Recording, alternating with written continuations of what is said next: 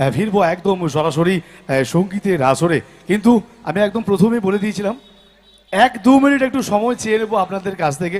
একটু ডিস্টার্ব হবে, একটু বাড়ির ছেলে মনে করে ক্ষমা করবেন, কারণ মিউজিশিয়ান দাদা ভাইদের রেস্টের জন্যে আমাকেও আয়োজক কমিটি দাদা ভাইরা অনেক কষ্ট করে খরচা করে আমাকে নিয়ে এসছেন। একটু ব্যবসা করতে দিতে হবে, কারণ খদ্দের কম ছিল বলে ব্যবসা শুরু করিনি। খদ্দের যেহেতু মোটামুটি ভরে গেছে, ব্যবসাটা শুরু করব।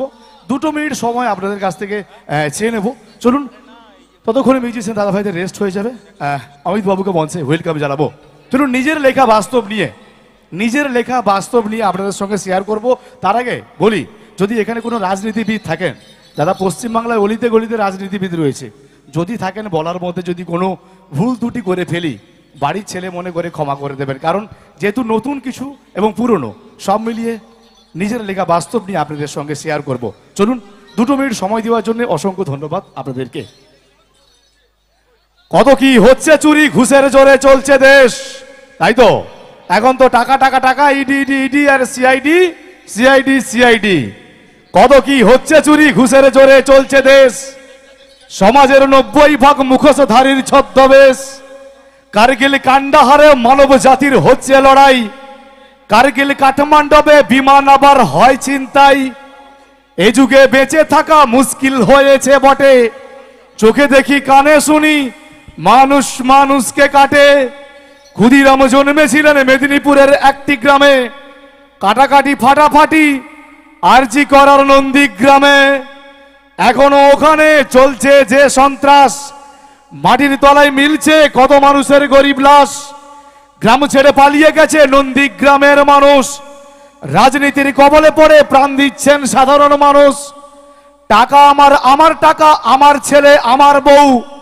মরে গেলে একা যাবে, সঙ্গে যাবে না কেউ। এবারে চলো যাই কোনো এক সংসারেতে, যেখানে সুখ দুঃখ সাম্প্রদায়িকতা আছে সাথে।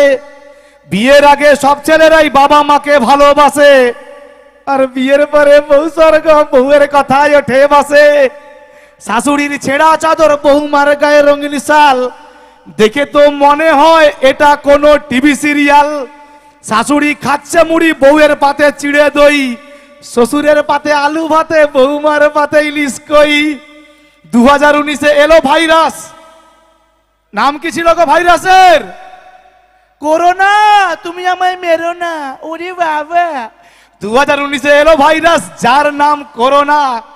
বাংলার মানুষ হেসে বলে ওটা তো চীনের, আমাদের কিছু হবে না। চীন থেকে লাফিয়ে লাফিয়ে এলো যখন বাংলায়, বাংলার মানুষ চিৎকার করে কে বা তখন সামলায়। ছুটছে মন্ত্রী, ছুটছে পুলিশ, ছুটছে ডাক্তার নার্স। সবাই ভাবছে হবেই ধ্বংস, হবেই সর্বনাশ। একে একে বহু মানুষ যখন যাচ্ছে মরে, বিশ্ব বাঁচাতে সরকার তখন লকডাউন ঘোষণা করে। কোটি কোটি মানুষ বাঁচার জন্য করছে চিৎকার।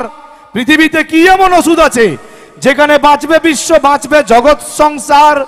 তাই বিশ্ব বাঁচাতে বিজ্ঞানীরা এই ঘোষণা করে, সামাজিক দূরত্ব বজায় রাখুন, মাস্ক আর স্যানিটাইজার ব্যবহার করে। প্রথম ডোজ এলো যখন সবার মনে হাসি। সবাই ভাবলো নিজেরা বাঁচবো, বাঁচবে বিশ্ববাসী। কত মায়ের কোল খালি হলো, চললো শুধু কান্না। এরই মাঝখানে বড় বড় বাঁধ ভাঙলো, পূর্ব মেদিনীপুরে ঢুকে পড়লো বন্যা। বাংলার বুকে এত জল দেখেনি তো কেউ। বাপ ঠাকুরদা ভয়ে ভয়ে বলে, ও মাই গড, এ তো জল নয়, যেন বঙ্গোপসাগরের ঢেউ। কিন্তু ভগবানের মারদাদা কে সামলাতে পারে? এত সবের মধ্যেও 2 দিন না যেতে যেতে ওমিক্রন এলো ঘরে। মানুষ তবু হার মানেনি, করেছে গন্ডি পার। আমাদের কাছে ভগবান হলেন এই পৃথিবীর সমস্ত নার্স আর ডাক্তার। উনাদেরকে স্যালুট করি, করি প্রণাম। উনাদেরকে ভালোবাসুন, করুন সম্মান। এইখানেতে শেষ করিলাম আমার ছোট্ট বলি। যদি একটু ভালো লাগে এই ছোট্ট শুভঙ্কর ভাই যেন চাইবো একটু আশীর্বাদ, একটু হাতের তালি। Thank you, thank you, thank you, thank you.